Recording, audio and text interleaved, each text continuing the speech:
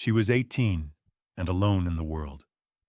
After the papers were signed and the small house that had been her family's was sold to cover debts, she was left with nothing but the clothes on her back, a small canvas satchel, and $2 silver. And with that money, she bought a ruined cabin on a forgotten spur of Whisperwind Ridge, a place the townsfolk claimed was cursed by sorrow. But what no one knew, what she was about to discover, was that sealed behind the cold stones of the hearth was a secret that would not just give her a home, but a history. It was a story of craft and kindness, a story that would change her life forever. If you find value in stories of resilience and quiet strength, consider following our channel for more tales of finding home in unexpected places. Elara Vance was born in the autumn of 1872 in the small, hard-working valley town of Coulter's Creek, a place defined by the sharp scent of pine sawdust and the distant, rhythmic clang of the blacksmith's hammer. Her father, Thomas Vance, was a logger, a man whose hands were as broad and calloused as oak bark, yet gentle enough to mend a bird's wing. Her mother, Anya, had come from the old country with a satchel of seeds and a heart full of quiet patience, and she could make a garden bloom on the rockiest patch of soil. Elara grew up in their small two-room house, a home filled with the smell of baking bread, drying herbs, and the linseed oil her father used on his tools. Her childhood was not one of wealth, but of deep, unspoken love, measured in the way her father would bring her a perfectly formed pine cone or the way her mother would braid wildflowers into her hair. The object she treasured most from that time was a simple thing, a small, smooth locket of polished river stone her mother had worn, holding not a picture, but a single pressed forget-me-not.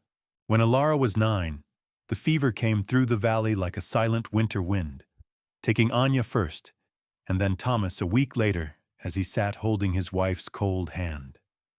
Elara was sent to live with her father's only remaining family, his sister Martha and her husband Gerald. They were not unkind people, but they were practical to the point of hardness. Their lives were a ledger of expenses and obligations, and an orphan niece was a heavy entry on the debit side. It was in their house that Elara learned the texture of loneliness, but it was also where she met Silas Blackwood. Silas was the town's carpenter and coffin maker, a widower who lived in a small workshop behind the lumber mill.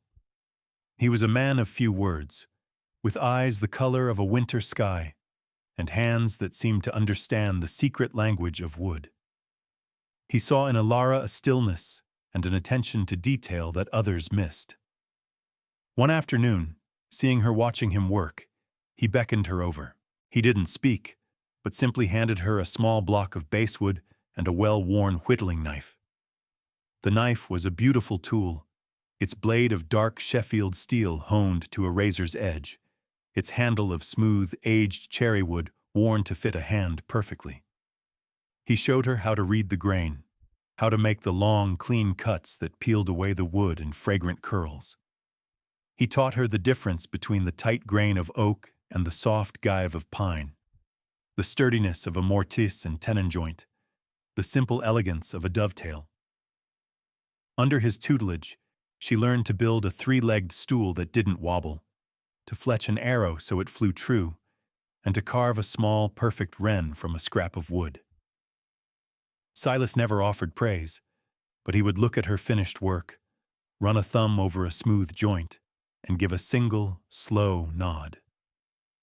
That nod was worth more than any ribbon or compliment. The whittling knife he eventually gave her became her most prized possession, a tangible link to the only person who had ever seen not what she had lost, but what she was capable of building. For 9 years, Elara lived in the quiet corners of her aunt and uncle's home, making herself as small and unobtrusive as possible. She did her chores without complaint, mended the clothes, tended the chickens, and found solace in the small workshop with Silas. But as she approached her 18th birthday, the whispers in the house grew louder. Gerald's investment in a new sawmill had failed, and Martha's face was a permanent mask of pinched worry. The ledger was unbalanced, and they were looking for ways to lighten their load. The day after her 18th birthday, the cruelty came, just as the Jason profile described. Not with a shout, but with the quiet finality of a closed account book. She found a small, neatly packed canvas satchel on her cot. Inside were her few spare clothes, her mother's locket, and Silas's knife. On the kitchen table was a note in her aunt's precise, emotionless script. "You are of age now, Elara.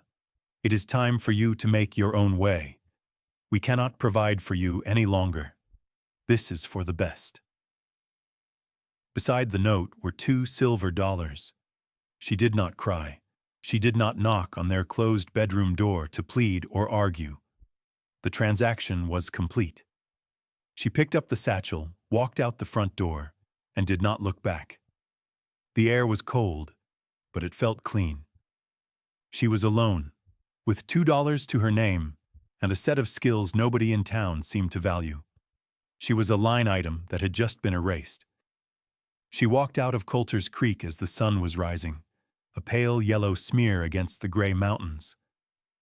The town was just beginning to stir, the smell of wood smoke curling from chimneys, but she felt like a ghost moving through a world that was no longer hers. She followed the main road for a mile, the gravel crunching a steady rhythm under her worn leather boots. Then she turned onto a smaller, less traveled track that began to climb into the high country. This was the old logging road that led up to Whisperwind Ridge, a place most people avoided. The journey was a slow, deliberate ascent into solitude. The landscape shifted around her, the neat farms and pastures of the valley giving way to dense stands of blue spruce and ponderosa pine. The air grew thinner, sharper, carrying the scent of pine needles and damp earth. She was a keen observer, a habit taught by Silas, who believed you could learn everything you needed to know by simply paying attention. She noted the way the moss grew thickest on the north side of the trees, a natural compass.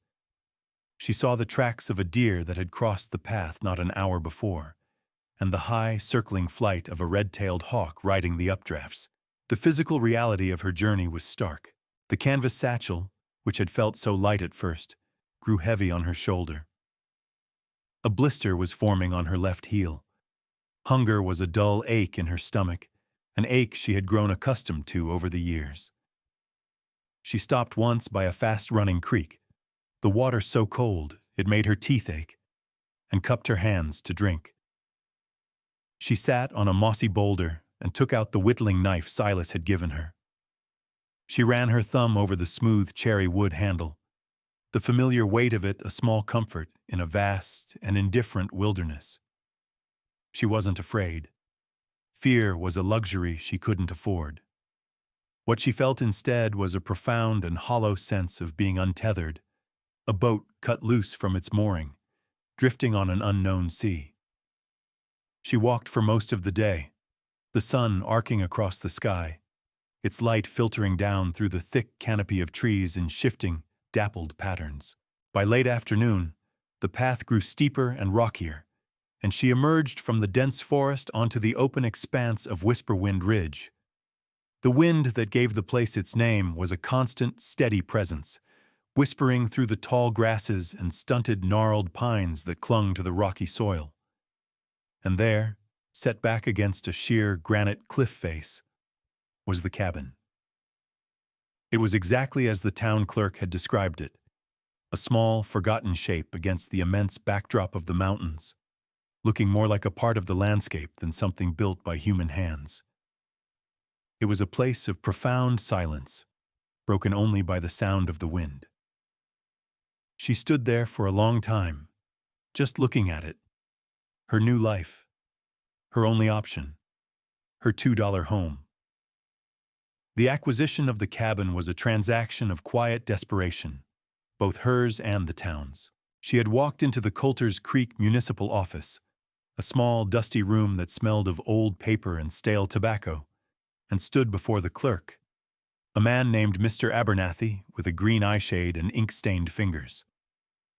He looked at her, a young woman with nothing but a satchel and a determined set to her jaw, and listened to her inquiry about abandoned properties. He sighed, pushed his spectacles up his nose, and pulled a large, leather-bound ledger from a shelf.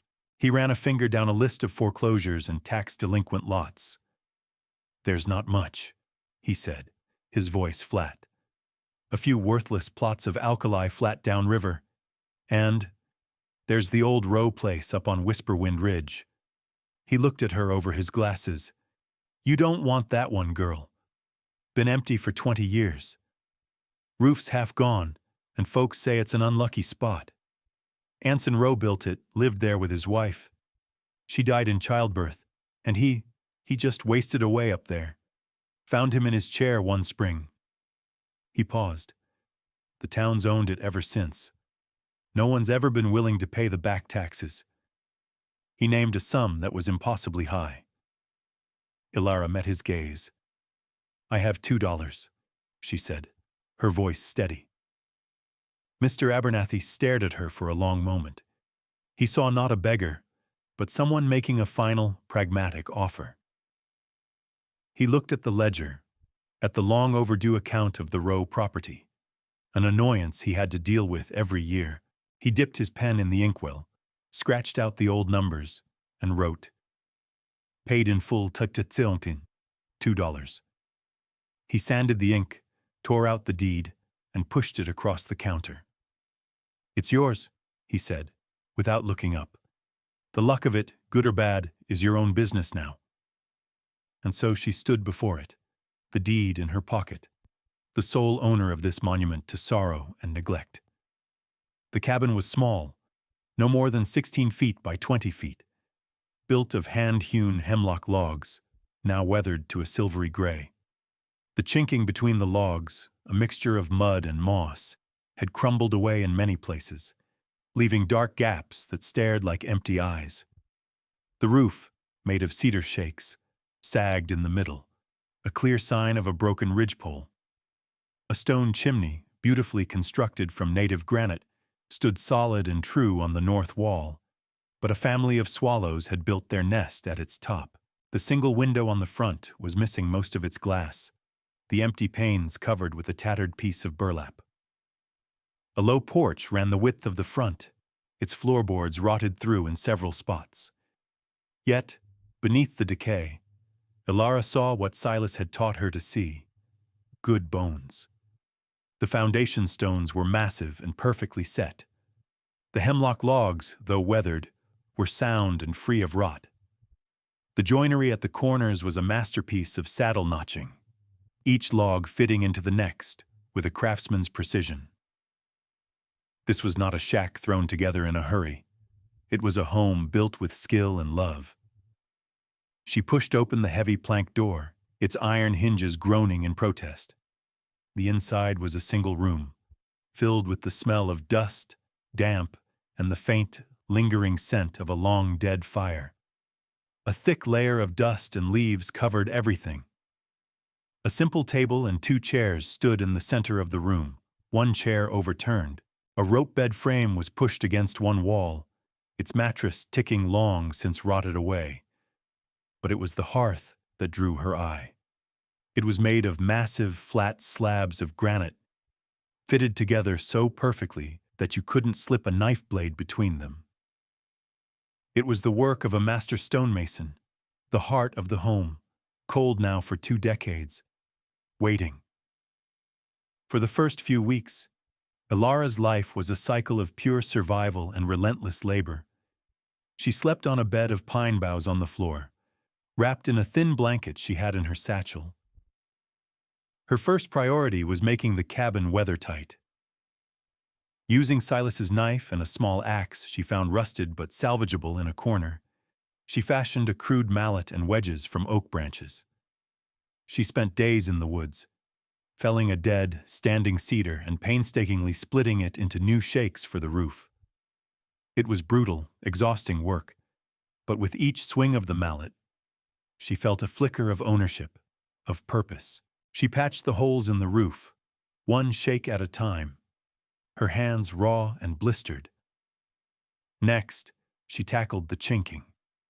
She mixed clay from the nearby creek bed with dry grass and moss, forcing the thick daub into the gaps between the logs with her bare hands, sealing the cabin against the constant mountain wind.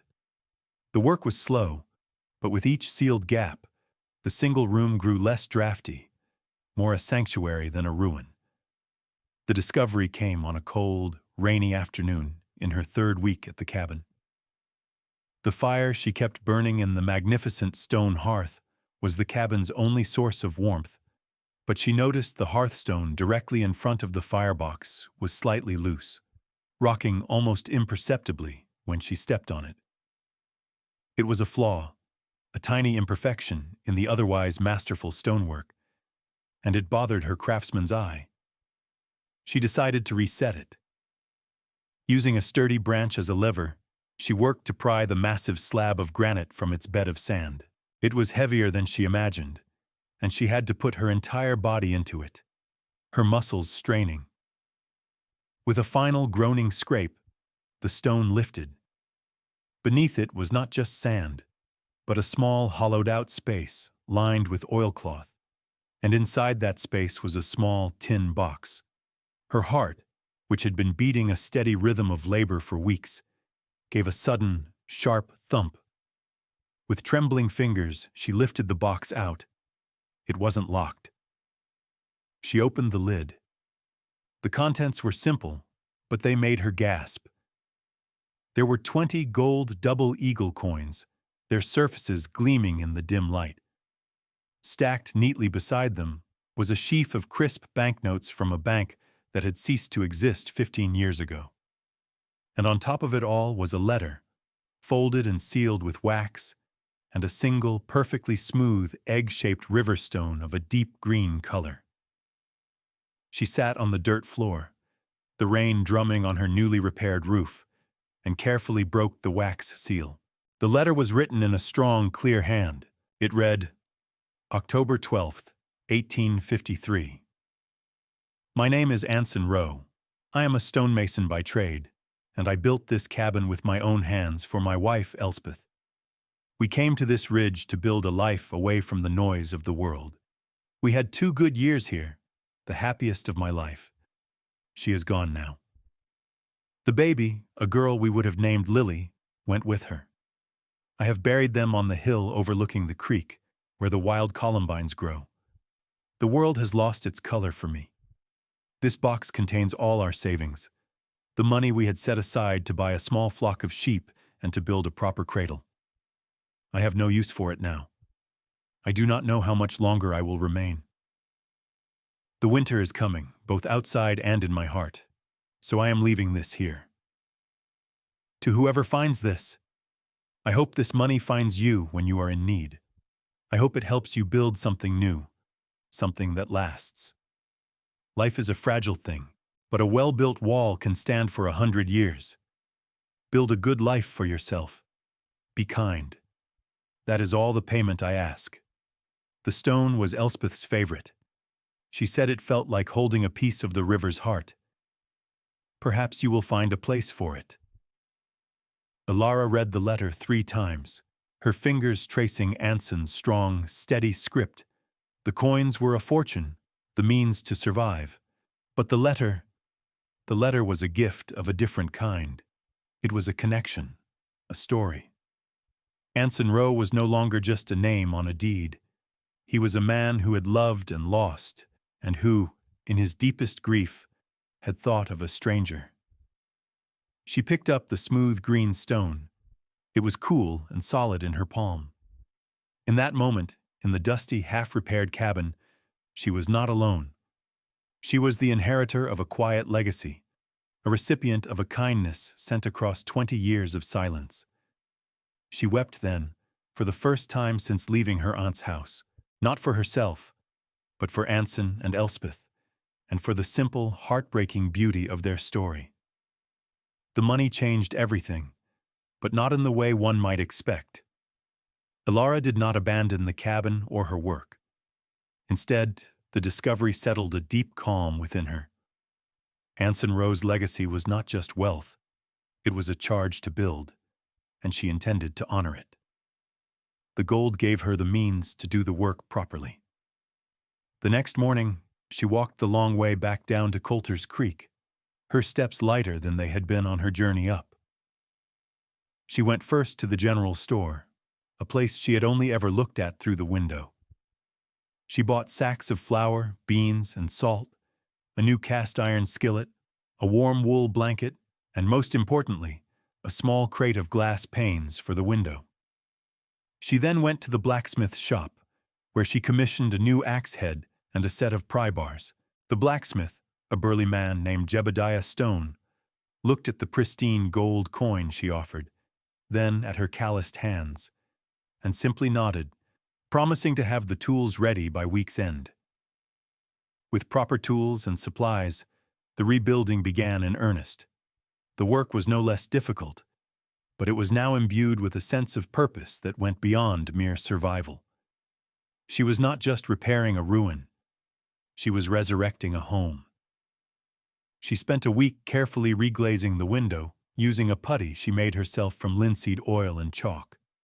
The first time the morning sun streamed through the clear glass, filling the small room with light, it felt like a miracle. She used the pry bars to level the sagging porch, replacing the rotted planks with new ones cut from a fallen pine. She meticulously re-chinked every log, inside and out, until the cabin was a fortress against the wind.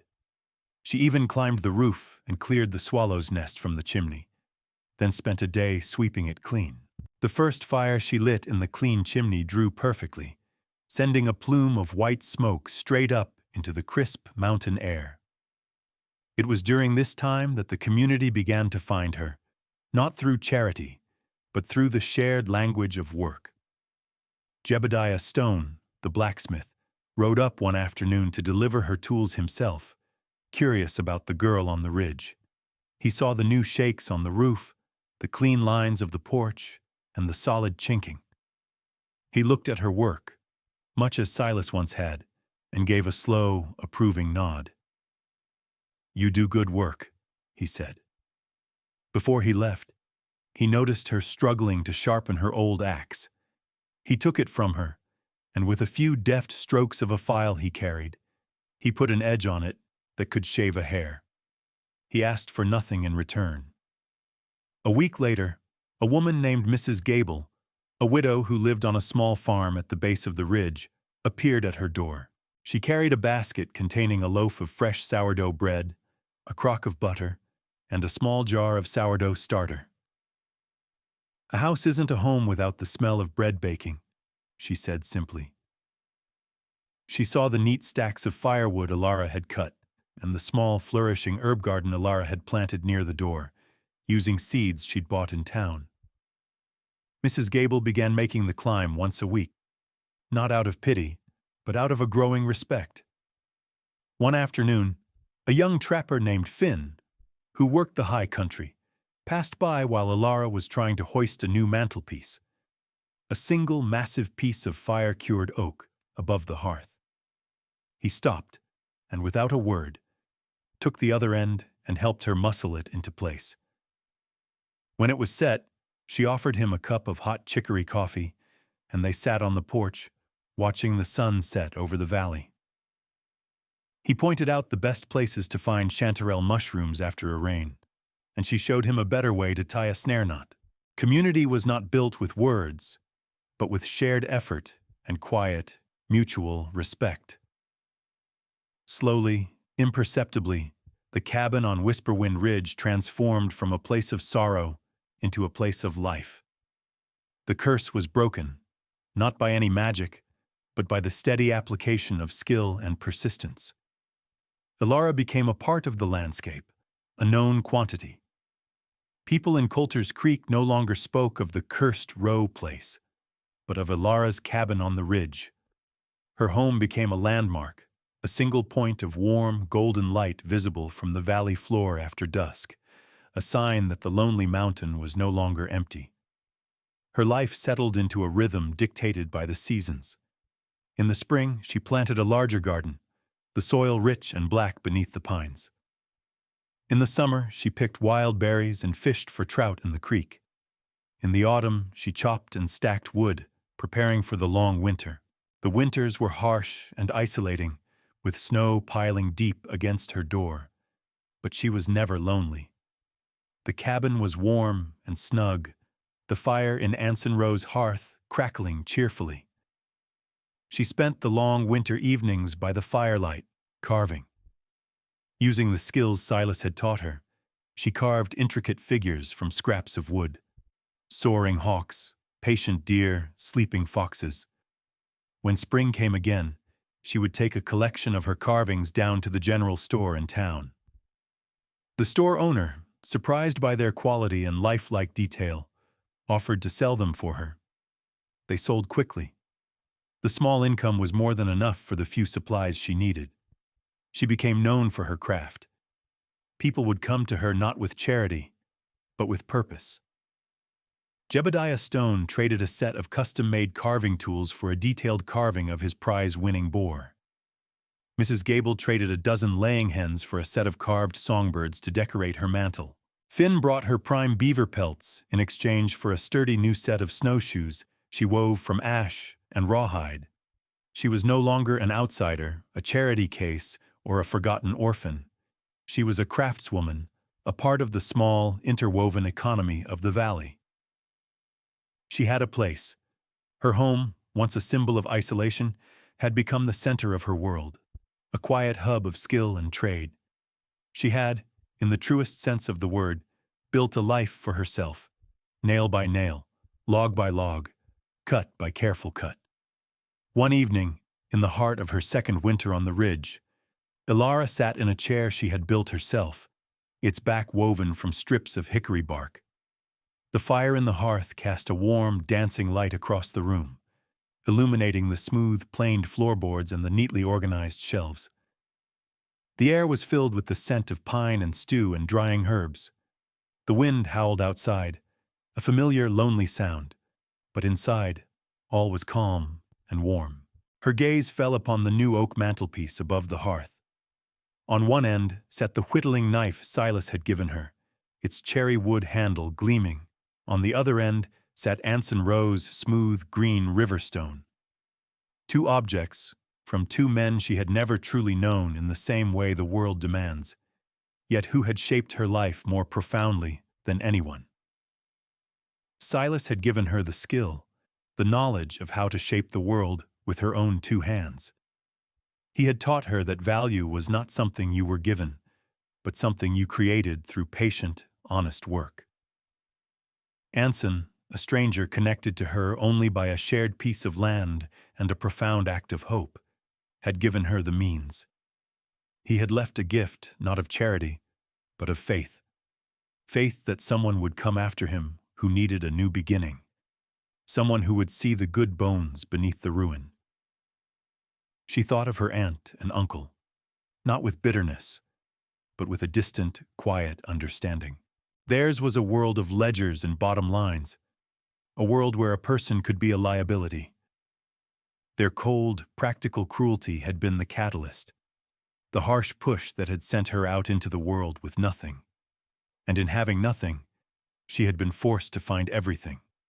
She had found a home not by buying one ready-made, but by taking a forgotten, broken thing and pouring her own strength and spirit into it. She had found a community not by asking for help, but by proving her competence. She had found a family not of blood, but of shared respect and quiet kindness. A family that included a long-dead stonemason and a taciturn carpenter.